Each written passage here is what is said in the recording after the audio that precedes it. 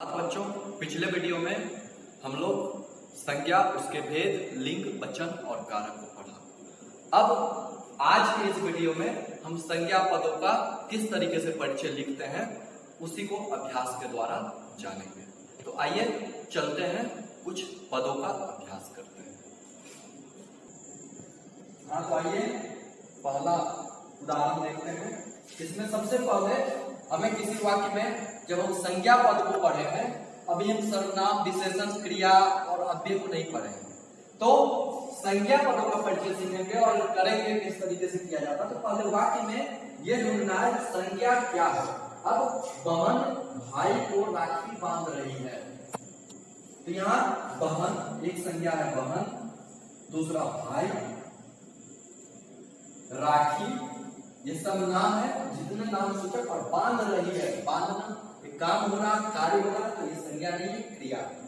अब मैं बता रहा था तो लिखना क्या है, अब तो ऐसे लिखना है। तो सबसे पहले यहाँ पर हम लिखते हैं बहन। मैं बता रहा था संज्ञा में सबसे पहले हमें संज्ञा पदों को छाटेंगे और उसके बाद भेद, लिंग, वचन और कारक को लिखेंगे।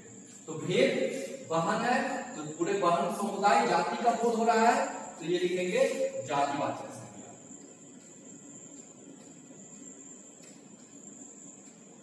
जातिवाचक संज्ञा। उसके बाद लिंग, कौन सा लिंग है? स्त्रीलिंग। स्त्रीलिंग।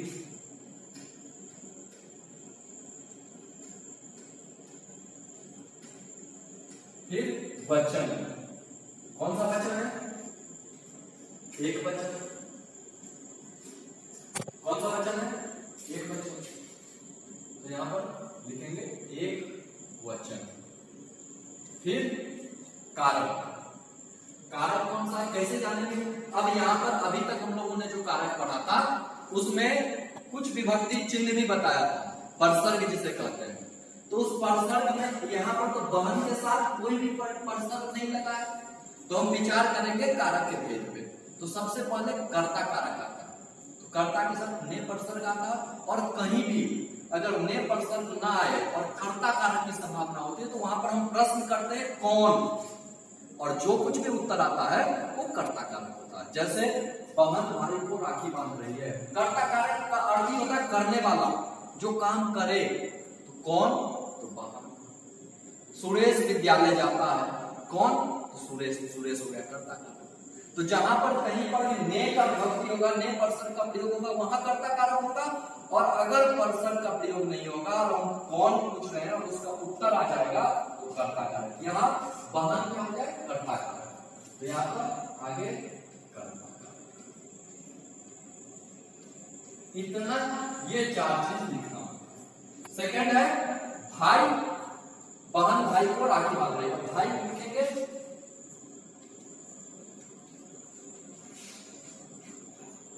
अब आते हैं भाई पे। तो सबसे पहले ये देखेंगे भाई संज्ञा का कौन सा भेद है। व्यक्तिवाचक संज्ञा तो है नहीं, एक का बोध तो हो नहीं रहा, पूरी जाति का बोध हो रहा है। तो यहाँ पर सबसे पहले हम लिखेंगे जातिवाचक संज्ञा। जातिवाचक संज्ञा। उसके बाद क्या लिखेंगे? उसके बाद भेद। भेद लिख लिए। उसके बाद लिंग। जातिवाचक संज्ञा, फिर लिंग। कौन सा? भाई, तो पुल्लिंग।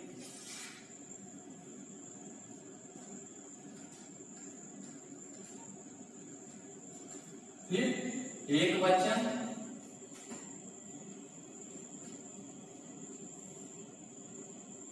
अब यहां पर को लगा है। मैं बताया था कारक में को विभक्ति दो के साथ होता है, एक कर्म कारक के साथ और एक संप्रदान कारक के साथ। हम लोगों ने कारक को पढ़ा भी है और धीरे धीरे अभ्यास करते वक्त और भी कारक को समझ लेंगे, कुछ चीजें अभ्यास से ही स्पष्ट हो जाएगी। तो अब कारक, अब वो है तो संप्रदान होगा या कर्म। तो सबसे पहले हमें ये सोचना है, जो कर्म में हम प्रश्न करते हैं क्या और किसको, और संप्रदान में जहां भी को विभक्ति आती है, को चिन्ह आता है, वहां किसी को देने के भाव में आता है। जैसे भैया ने प्रियंका को कंप्यूटर दिया, मालिक ने धोबी को वस्त्र दिया। तो यहां पर अगर को आएगा तो संप्रदान, सम मतलब वस्तु, प्रदान, प्रदान का मतलब देना, तो कुछ देने का भाव अगर आएगा तो वहां पर संप्रदान, लेकिन यहाँ देने का भाव नहीं आ रहा है, तो बहन भाई को राखी बांध रही है, यहाँ कौन सा कारक मिल जाएगा, कर्म कारक। तो यहाँ पर कॉमा लगा करके जगह नहीं है, तो यहाँ पर नीचे लिख देंगे कर्म कारक। अब मैं उम्मीद करता हूं इसी आधार पर आप राखी का पद परिचय खुद कर दोगे। अब दूसरा उदाहरण देखते हैं। अध्यापिका छात्रों को पाठ पढ़ा रही है। तो सबसे पहले इसमें क्या देखना है, संज्ञा पदों का परिचय सीखे हैं। तो संज्ञा पद कौन कौन से पद इसमें संज्ञा पद। तो सबसे पहले अध्यापिका का विचार करेंगे। अध्यापिका नाम है, ये भी संज्ञा है। छात्रों को संज्ञा है, पाठ संज्ञा है, उसके बाद पढ़ा रही है, ये क्रिया। तो ये 3 संज्ञा के पद है। इसका परिचय देखते हैं। अध्यापिका,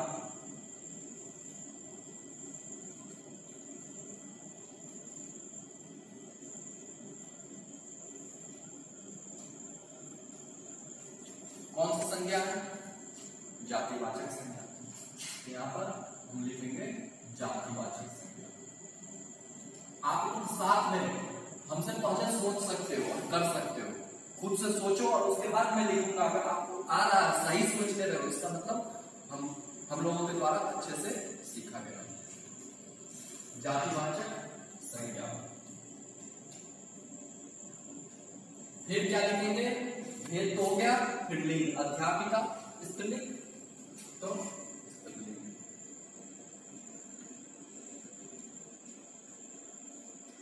फिर स्त्रीलिंग के बाद वचन, कौन सा वचन है, एक वचन, तो एक वचन।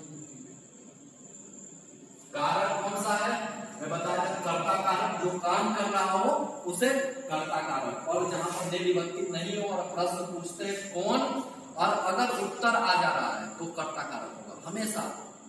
तो अध्यापिका छात्रों को पाठ पढ़ा रही है, कौन, अध्यापिका। उत्तर आ रहा है अध्यापिका, तो ये काम करने वाला करता। अब छात्रों और पाठ, ये दोनों उदाहरण आप खुद से करेंगे। नेक्स्ट उदाहरण में चलते हैं। अगला उदाहरण देखते हैं। नाविक नाव चलाता है, जिसमें कौन कौन से पद संज्ञा पद है। पद और शब्द में बताया था एक ही होता है। जब शब्दों का प्रयोग हम वाक्य में करते हैं तो उसे पद कहते हैं, और जब शब्द स्वतंत्र होता है, अलग होता है, किसी वाक्य में नहीं होता, तो उस पद को शब्द कहा जाता है। तो यहाँ पर पद है, क्योंकि शब्द का प्रयोग वाक्य में है, तो इसीलिए ये पद है। तो अब देखेंगे सबसे पहले कौन कौन सा पद संज्ञा पद है।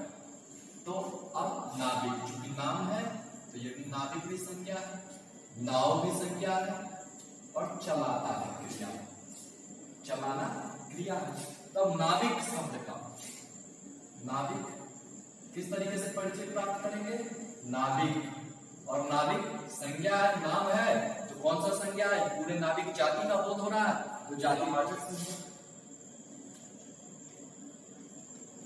जातिवाचक संज्ञा।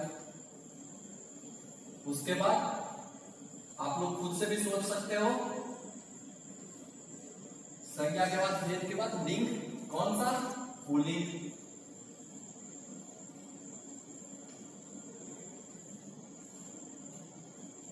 फिर वचन, एक वचन, और कौन सा कारक, कौन।